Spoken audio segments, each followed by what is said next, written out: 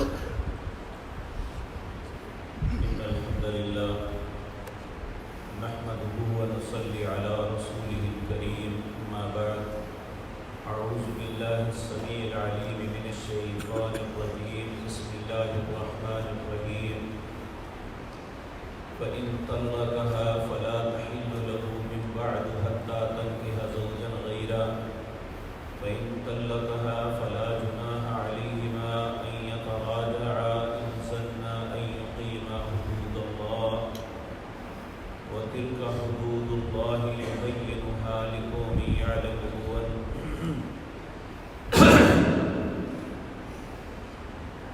وإذا طلقتم النساء فبلغن أجلهن فأمسكوهن بمعروف أو سرحوهن بمعروف ولا تمسكوهن ضرارا لتعتدوا ومن يفعل ذلك فقد ظلم نفسه ولا تتخذوا آيات الله هزوا واذكروا نعمة الله عليكم وما أنزل عليكم من الكتاب والحكمة يعظكم به واتقوا الله واعلموا أن الله بكل شيء عليم.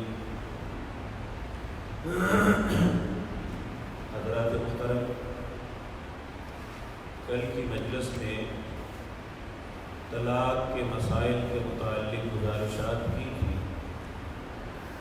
کہ اللہ رب العزت نے ہر ایسے انسان کو جو اپنی زندگی گزارنے کے لیے انسانیت کی بقا کے لیے شادی کرتا ہے، پہلی بات تو یہ کہ اللہ رب العزت نے واضح طور پہ یہ فرمایا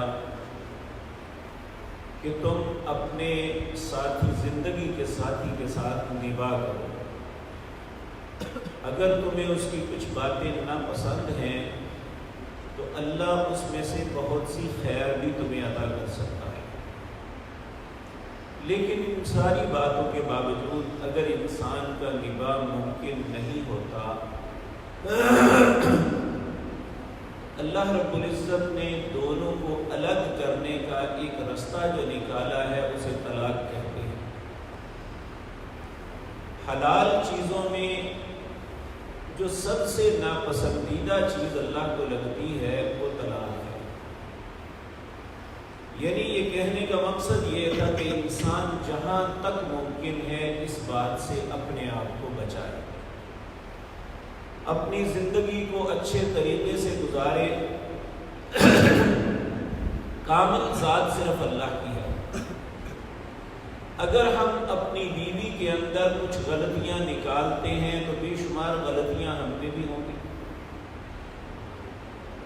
تو انسان کو یہ احساس کرنا چاہیے کہ اگر وہ میری غلطیوں کو برداشت کرتی ہے تو مجھے بھی اس کی غلطیوں کو برداشت کر لینا چاہیے.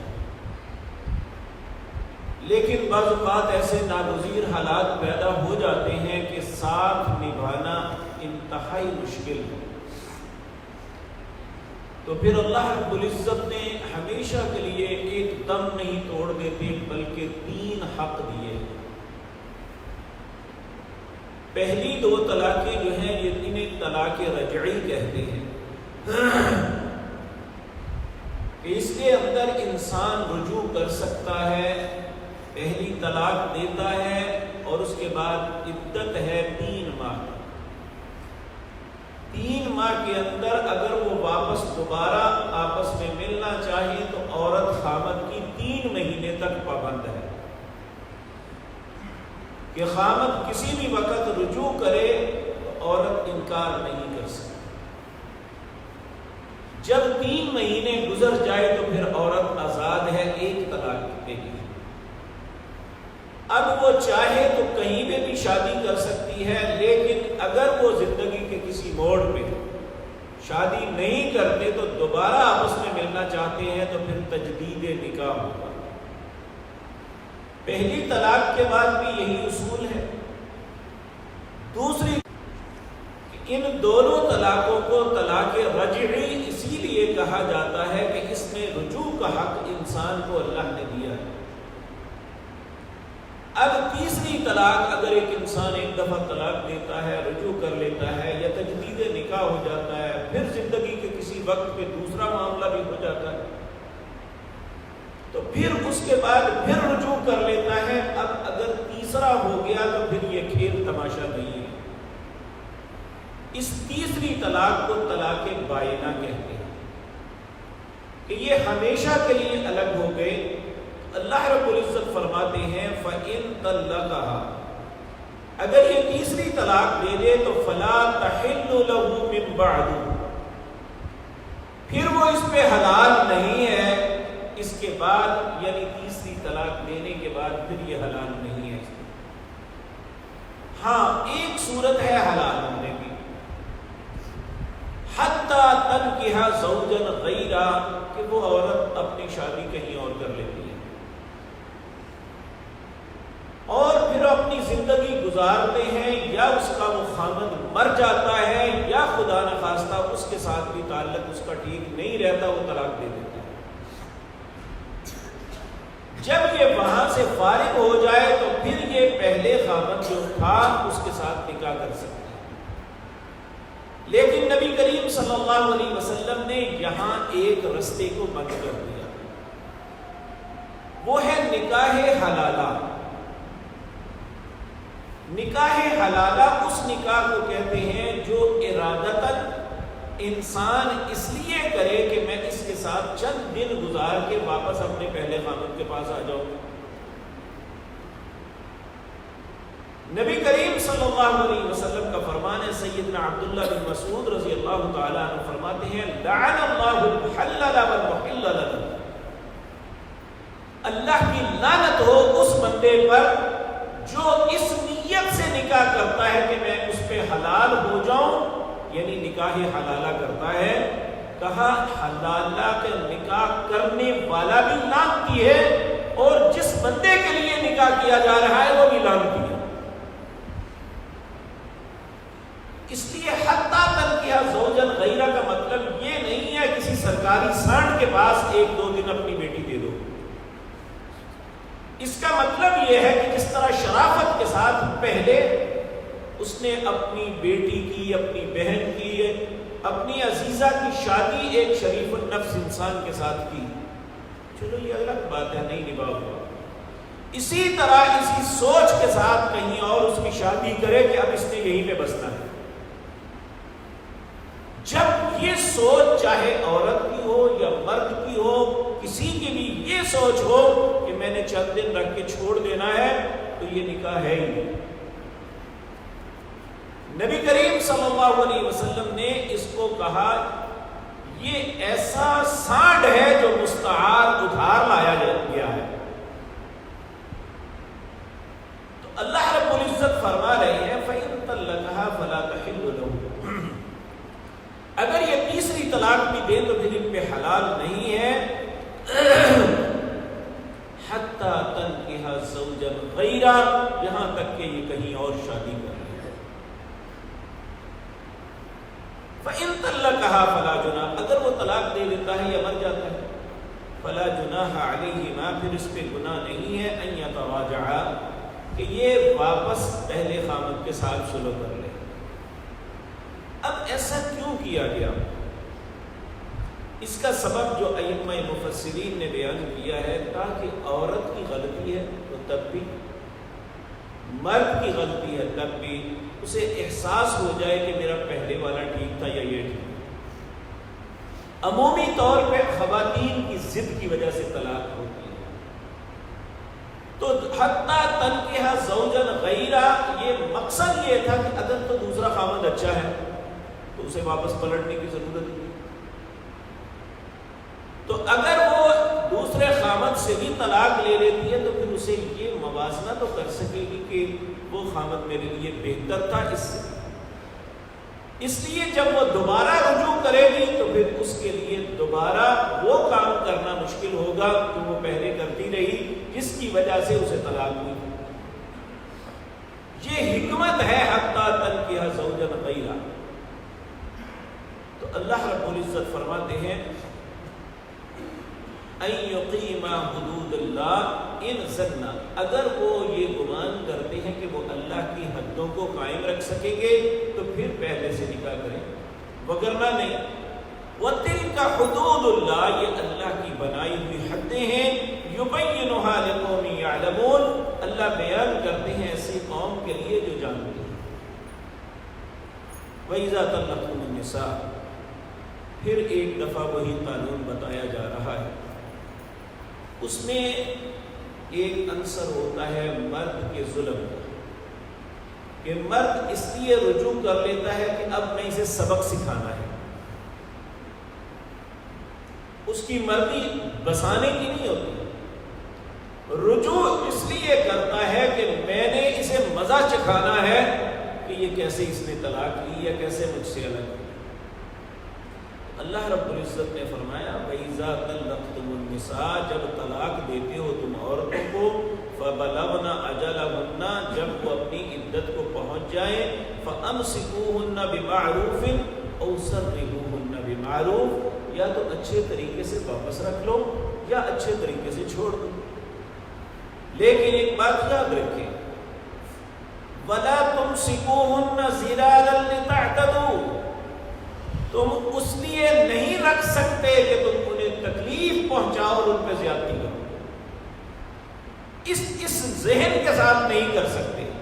وَمَن يَفْعَلْ ذَلِكَ، جس نے اس نیت سے رجوع کیا کہ میں اب اس عورت کو مزہ چکھاؤں گا اور اسے بتاؤں گا کیسے ہوتا ہے، تو فرمایا وَمَن يَفْعَلْ ذَلِكَ، جس نے ایسا کیا فَقَدْ ظَلَمَ نَفْسَهُ، اس نے اپنی جان پہ ظلم کیا۔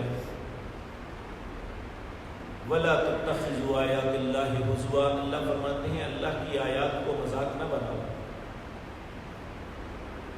وَاذْكُرُوا نِعْمَةَ اللَّهِ عَلَيْكُمْ، اللہ کی اس نعمت کو یاد کرو جو تم پہ ہے۔ وَمَا أَنزَلَ عَلَيْكُمْ مِنَ الْكِتَابِ وَالْحِكْمَةِ، جو اللہ نے نازل کی تم پہ کتاب یعنی قرآن، والحکمہ، اور رسول اللہ صلی اللہ علیہ وسلم کا طریقہ، یعظکم بہ، جس میں تمہارے لیے بہت سی نصیحت کی باتیں ہیں۔ واتقوا اللہ، اللہ سے ڈر جاؤ۔ واعلموا، جان لو، ان اللہ بکل شیء علیم، بے شک اللہ ہر چیز کو جاننے والا ہے۔ پھر آگے پہلے تو یہ خامد کو پابند بنایا کہ تم نے رجوع اس اعتبار سے نہیں کرنا کہ تم اس پہ ظلم کرو۔ اب بیٹی کے خاندان کے لوگوں کو سمجھایا جا رہا ہے۔ ایک صحابی تھے معقل بن یسار، انہوں نے اپنی بہن کی شادی اپنے ایک دوست کے ساتھ کی، اللہ کی شان کے کچھ ایسا جھگڑا ہوا، دوست نے طلاق دے دی۔ جب طلاق ہو گئی تو معقل بن یسار کہنے لگے اللہ کی قسم میں اسے واپس نہیں لوٹنے دوں گا۔ جب عدت کے دن ختم ہونے کو آئے تو معقل بن یسار سے ان کے دوست نے کہا کہ آپ ہماری صلح کروا دیں، میں رجوع کرنا چاہتا ہوں۔ انہوں نے پھر اعادہ کیا کہ نہیں، میں نے تجھ پہ احسان کیا، اپنی ہمشیرہ کا رشتہ تمہیں دیا، تم نے یہ لوٹنے دو۔ لیکن یہاں یہ یاد رکھیں کہ حضرت معقل بن یسار کی ہمشیرہ بھی چاہتی تھی کہ میں واپس چلی جاؤں، تو اللہ رب العزت فرماتے ہیں وَإِذَا طَلَّقْتُمُ النِّسَاءَ، جب تم اپنی عورتوں کو طلاق دیتی ہو، فَبَلَغْنَ أَجَلَهُنَّ، وہ اپنی عدت کو پہنچ جائیں، فَلَا تَعْضُلُوهُنَّ يَنكِحْنَ أَزْوَاجَهُنَّ إِذَا تَرَاضَوْا بَيْنَهُم بِالْمَعْرُوفِ، تم انہیں ہرگز نہیں روک سکتے کہ وہ نکاح کریں اپنے خامدوں سے اگر وہ اچھے طریقے سے آپس میں راضی ہو گئے۔ اب یہ عدت گزر گئی تھی، تجدید نکاح کا معاملہ تھا، تو معقل بن یسار کہنے لگے میں یہ نہیں ہونے دوں گا، جبکہ وہ دونوں چاہتے تھے کہ ہم دوبارہ مل جائیں۔ تو جب انہوں نے کہا میں ایسا نہیں ہونے دوں گا، تو اللہ نے فرمایا ہرگز تم فلا تعذروهن ينكحن ازواجهن، ہرگز تم ایسا نہیں کر سکتے کہ اگر وہ نکاح کرنا چاہے تو تم روکو۔ یہاں دوسری بات جو ہمیں سمجھ آتی ہے وہ یہ ہے عورت کا نکاح اس کے ولی کے بغیر نہیں، اس خامد نے اپنی بیوی کے ساتھ، یعنی جو متعلقہ بیوی تھی پہلی، اس کے ساتھ رابطہ نہیں کیا تھا، بھائی کے ساتھ رابطہ کیا تھا۔ اور جب تک کسی نکاح کے اندر ولی نہ ہو، نبی صلی اللہ علیہ وسلم نے فرمایا اللہ نکاح لمن لا ولی لہ، جس نکاح میں عورت کا ولی نہیں ہے وہ نکاح نہیں ہے۔ اگر کوئی عورت اپنی مرضی سے یا کوئی عورت دوسری عورت کی، یعنی ماں اپنی بیٹی کی شادی خامد، بھائی یا باپ کی مرضی کے بغیر کر دیتی ہے تو فہی زانیہ، وہ عورت زانیہ ہے۔ اس طرح یہ بات ذہن میں رکھیں، جو نکاح عدالت کے اندر ماں باپ کو بائی پاس کر کے بیٹیاں کرتی ہیں، یہ ساری زندگی بدکاری کرتی ہیں، ان کا نکاح جائز نہیں ہے، ان کے ہاں ہونے والی اولاد بھی درست نہیں۔ تو جب تک بیٹی کا ولی نہ ہو نکاح نہیں ہو سکتا۔